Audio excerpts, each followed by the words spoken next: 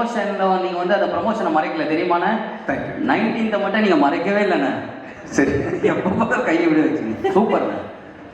இங்கே எங்களுக்காக சக்தி திருமணம் படத்துக்காக வந்திருக்கக்கூடியவங்க அனைத்து மக்களுக்கும் என்னுடைய மனமார்ந்த நன்றியை தெரிவிச்சுக்கிறேன். 25 படம் இது வரைக்கும் ஆயிருக்குன்னு சொல்கிறாங்க. என்னால் இப்போவும் நம்ப முடியல. இப்போ தான் ஜீவா சங்கரோட டைரக்ஷனில் நான் படம் ஷூட்டிங் ஆரம்பித்த மாதிரி இருக்கு. நேற்று சட்டுன்னு பார்த்தா 25 படம். ஆக்சுவலி இந்த 25 படத்தோட கவுண்ட் வந்து பார்த்தீங்கன்னா ஃபுல்லாக ஹீரோ நடித்த படத்தெல்லாம் சேர்க்கல. அவங்க அந்த கிழக்கு கடற்கரை சாலையை பார்த்துருக்கீங்களா? நான் ப்ரொஃபஸராக ஆக்ட் பண்ணியிருப்பேன்ல, பார்த்துருக்கீங்களா? ஆமாம். அந்த படம் ஆர்ட் ஸ்டுடியோவில் அப்பேர் பண்ணது, சாந்தனு படத்தில் கெஸ்ட் ரோல் பண்ணது, சின்ன சின்ன படங்களில் நடித்த கெஸ்ட் பெர்ஃபார்மன்ஸ்லாம் சேர்த்து 25 கவுண்ட் வந்திருக்கு. ஐ திங்க் நான் வந்து ஒரு 20-19 பண்ணியிருப்பேன்னு நினைக்கிறேன். ஸோ எனிஹவ் எல்லா படமும் சேர்த்து 25 படமாக ஆயிடுச்சு. ஆமாம். அந்த 25வது படம் வந்து உங்கள் படமாக இருக்கும்னு சொல்லிட்டு நான் கண்டிப்பாக கனவுல கூட நினச்சி பார்க்கல பிரபு. அதான் நிறைய இடங்களில் சொல்லியிருக்கேன், நான் இது மாதிரி உங்க கூட ஒர்க் பண்ணுவேன்னு தெரியாமலே எல்லா இடத்துலையும் எனக்கு பிடிச்ச படம் வந்து அருவின்னு தான் சொல்லியிருக்கேன். அந்த மலைக்கு போகாத அளவுக்கு வாழும் ஒண்டர்ஃபுல்லாக பண்ணியிருந்தீங்க. ஒரு நாள் நான் வீட்டில் இருக்கும்போது ஒரு மெசேஜ் வந்துச்சு. ஆக்சுவலாக அருண் பிரபு கிட்டேருந்து உங்களை பார்க்கணும் சார், கூட படம் பண்ணுறோன்னு சொல்லிட்டு. சத்தியமாக நம்பவே இல்லை பிரபு, நீங்கள் எனக்கு தான் மெசேஜ் பண்ணீங்கன்னு. விஜய் தேவரகொண்டா சார் இன்டர்வியூவில் சொல்லியிருக்காரு, மச்சான் வா படம் பண்ணலாம் அப்படின்னு கேட்கும்போது, இல்லை மச்சான் நான் வரேன் மச்சான்னு சொல்லியிருப்பீங்க. நீங்கள் தான் வந்து பிஸியாக இருக்கேன், இல்லை அந்த கதை மேட்ச் ஆகுன்ற மாதிரி உங்கள் பதிலெலாம் சொல்லியிருக்கீங்க. ஒருவேளை விஜய் தேவரகொண்ட அவருக்கு போடுற மெசேஜ் எனக்கு தெரியாமல் போட்டிங்களோன்னு நினச்சி பார்த்தேன். அப்புறம் நீங்கள் நேரில் வந்து பார்க்கும்போது கூட நீங்கள் கதை சொன்ன விதம், பர்சனாலிட்டி எல்லாத்தையுமே வந்து ரொம்ப மலைச்சு தான் பார்த்துட்டு இருந்தேன். நீங்கள் வர்றதுக்கு முன்னாடியே வந்து இந்த படத்தை பண்ணிடணுன்ற முடிவோடு தான் மீட் பண்ணேன். ஃபஸ்ட் ஆஃப் சொல்லும்போது வேறு லெவல் பட்ஜெட். இந்த படத்தில் வந்து நான் வழக்கமாக மீடியம் பட்ஜெட்டாகவே பண்ணி பழக்கப்பட்டேன்னா வந்து இந்த படத்தை பண்ண முடியுமான்னு என்னால் வந்து நோன்னு சொல்ல முடியாது. வந்து கேட்குறது அருண் பிரபுவாச்சு. சரின்னு ஒத்துக்கிட்டேன். கதை வேறு பயங்கரமாக இருந்துச்சு, ஒரு வழியில் பண்ணி ஆகணும்னு சொல்லிட்டு செகண்ட் ஹாஃப் கேட்டு முடித்தேன். எனக்கு கதை புரியல. ஏன்னா ஃபுல்லாக அரசியல் பொறுத்த வரைக்கும் பெரிய அறிவுலாம் எனக்கு கிடையாது. சரி ஏதோ அருண் பிரபு தானே சொல்கிறாரு, கண்டிப்பாக அறிவியல் நிறைய அரசியல் பேசியிருப்பார், மக்கள் சார்ந்த அரசியல் நிறைய இருக்கும் அவர்கிட்ட அப்படின்னு சொல்லிட்டு நானும் பண்ணிடலாம். பொருள் செலவு ரொம்ப அதிகம், கருத்துக்களும் வேற வேற லெவலில் தெரிக்குது.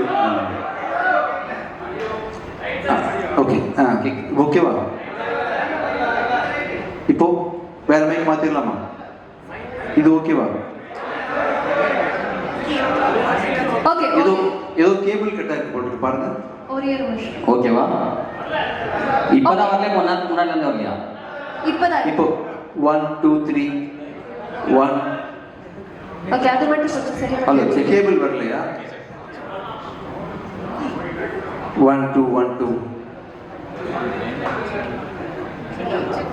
வருதுங்களா? 1 1 1 2 1 2. Hello check. ஹலோ, கொஞ்சம் வெயிட் பண்ணலாம். மலையாளம் கலந்து தமிழ்ல பேசணும்னு ஆசைப்படுறேன். நீங்க பேசணும்னு ஆசைப்படுறேன். நீங்க என்ன ஆனால் ஹார்ட் ரேட்டு ஜில்னு போயிட்டு இருக்கு. பட் டு சே தட் இது அருண் சார் 10 வருஷமான மனசுக்குள்ள பிரிக்கி வச்ச ஒரு விஷயம்.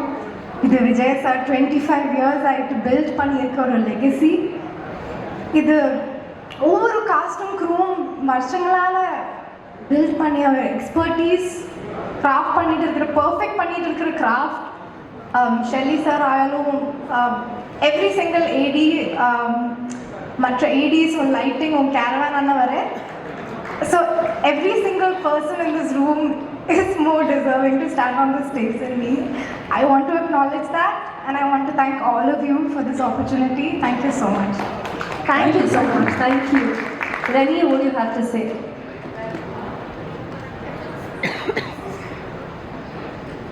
எல்லாருக்கும் வணக்கம்.